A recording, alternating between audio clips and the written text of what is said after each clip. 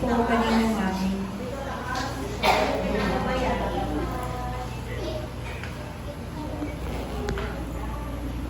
Kung po pala nagpapasalamat sa mahal na Diyos ta. Gawa po nga ni lahat po kada pagsubok na yung nabog ka na naman kong bulan. Bulan po sa Oktobre. Nakaiyan pa po ako sa ating buwan.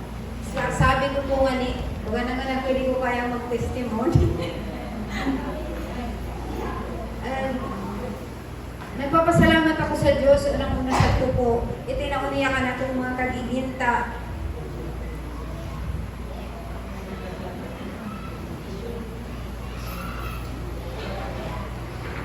Tinawan po niya ako sa kakigin na sobra pong bubuhat.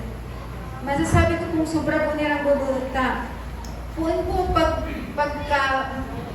pagkaisip ko, napagmasdan ko po, so pagpadakila po niya ka ng di isang po kami nakaranas na pagparauntan or mapupuk po mga kagigin ko.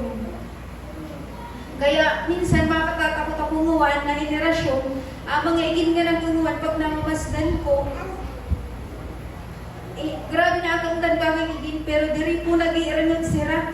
Sabi ko, Diyos ko nga nago, paano na raw na yung ang mga igin ko magkaako na pamilya, baka nga nago, ako na pagsaritaan. Pero ako po nga na sabi na ipagkatiwala ko sa mahal na Diyos, unang manabagay.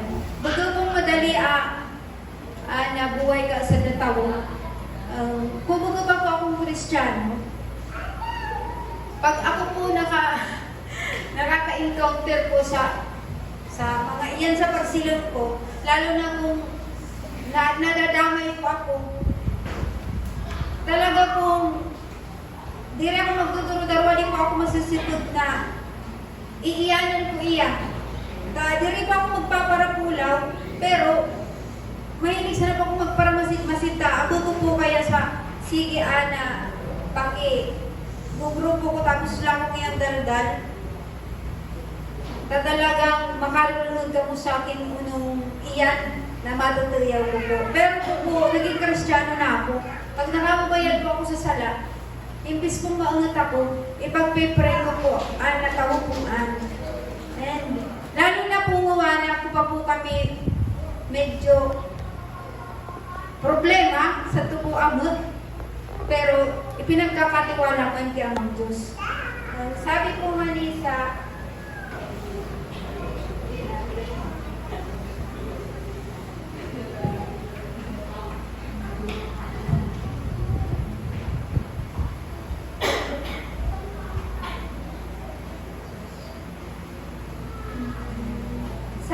ni sa Isaiah 41:10, huwag kang matakot sapagkat ako'y sumasayo, huwag kang mga lupaypay sapagkat ako'y iyong Diyos.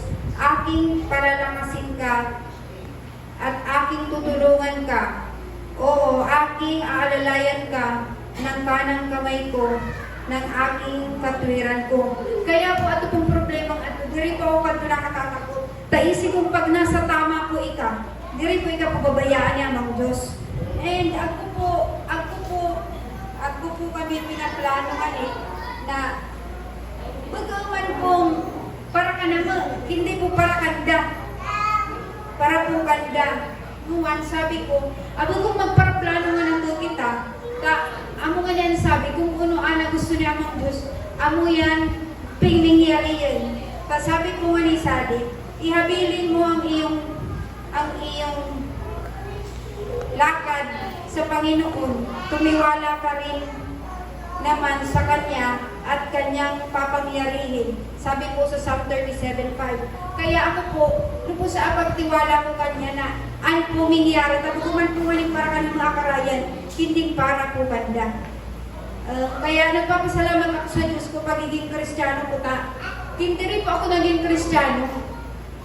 Kung abot sa punto na aragal, talagang kinisan po ako kanila. Kaisip ko pong sa lasira. Kaya salamat po sa Diyos na naging Kristiyano po ako.